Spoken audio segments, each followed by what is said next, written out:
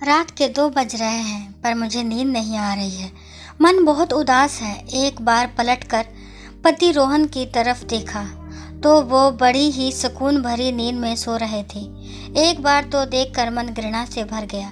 पिछले कुछ दिनों में जो कुछ भी घटा है मेरे साथ, उसने मुझे सोचने पर मजबूर कर दिया है। मेरा तो कोई अस्तित्व ही नहीं है।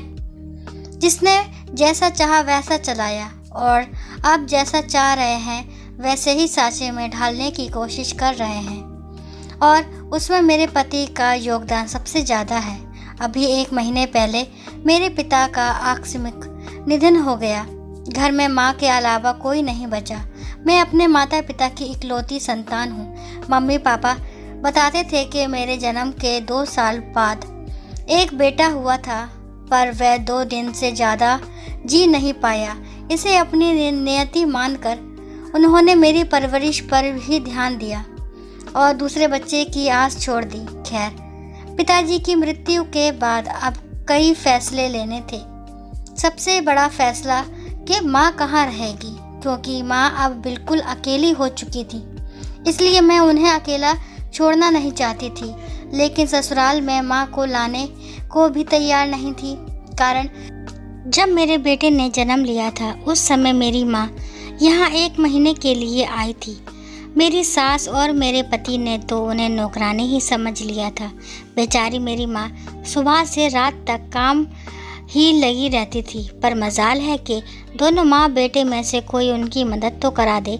लेकिन इस बारे में रोहन को कोई चिंता नहीं थी, बल्कि वह तो दिन रात यही बातें करता था कि प्रॉपर्टी का क्या करना है, क्योंकि उसे अच्छे से पता था कि माँ ने पूरा फैसला मेरे ऊपर डाल दिया है। लेकिन मैं तो ये देख कर हैरान थी कि ससुराल में तो मुझे कभी निर्णय लेने नहीं दिया जाता था।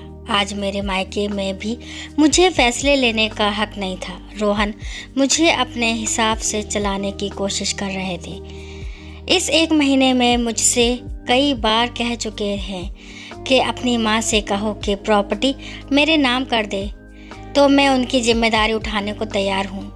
वैसे भी अब वे अकेली क्या कर लेंगी, किसी ना किसी सहारे की ज़रूरत तो पड़ेगी ही ना। पर मेरा मन नहीं मानता।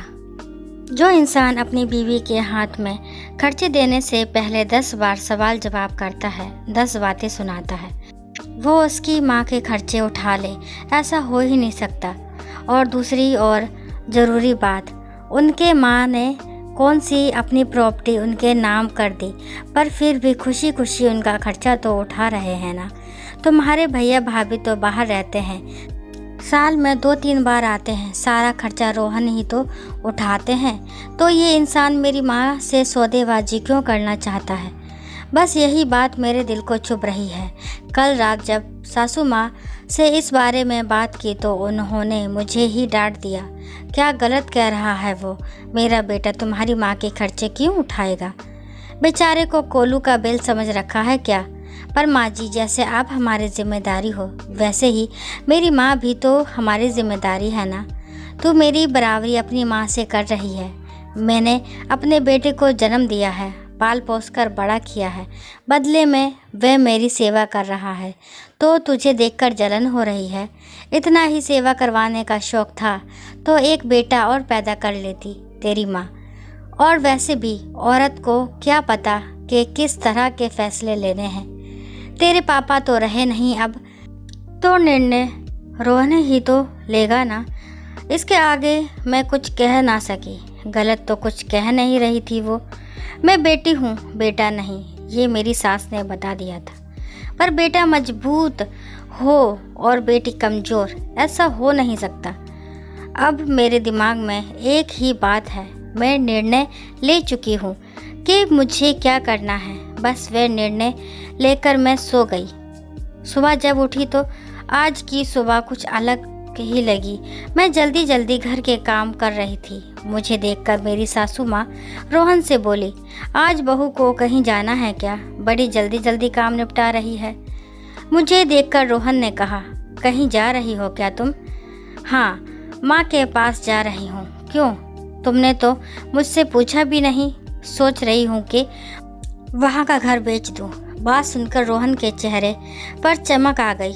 इससे पहले कि रोहन कुछ कहता, मैंने कहा, सोच रही हूँ कि वहाँ की प्रॉपर्टी बेचकर यहाँ माँ के नाम पर एक छोटा सा मकान ले लूँ और बाकी पैसे माँ के नाम से अकाउंट में ट्रांसफ़र कर दूँ। माँ के खर्चों में काम आएंगे। माँ पास में रहेगी तो मैं भी उन्हें आसानी से दिन में जाकर संभाल लूँगी। तुम्हारी इतनी हिम्मत कि तुम मेरे फैसले के ऊपर जाओ। देख रहा हूँ बहुत ज़्यादा बोलने लगी हो आजकल। मैं आपके फैसले के ऊपर कहाँ जा रही हूँ?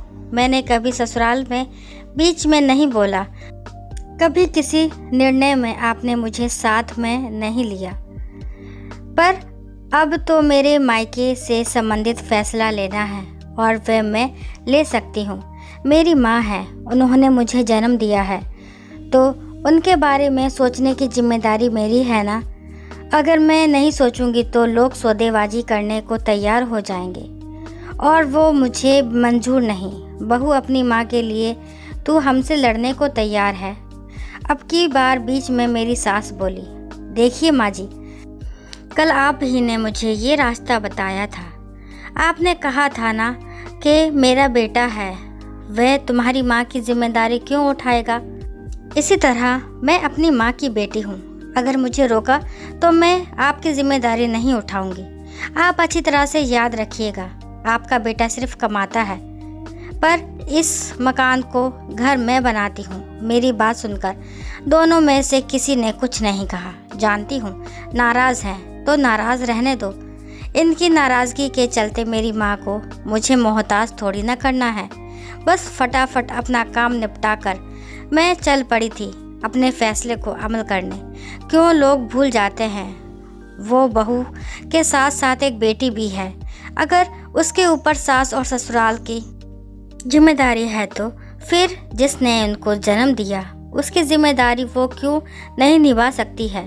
शादी के बाद तो हर लड़की को इतनी आज़ादी होनी चाहिए कि वो अपने माँ बाप के फ़र्ज़ को भी पूरा कर सके, और उसको पूरा करने में अगर आप उसका साथ नहीं दे सकते तो उसको रोकने का भी अधिकार आपको नहीं है।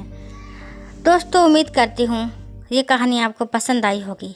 कहानी पसंद आती है तो मेरे चैनल को लाइक, शेयर, सब्सक्राइब करना ना भूलें, और इस कहानी के बारे में आपके क्या विचार है कमेंट बॉक्स में ज़रूर बताएं।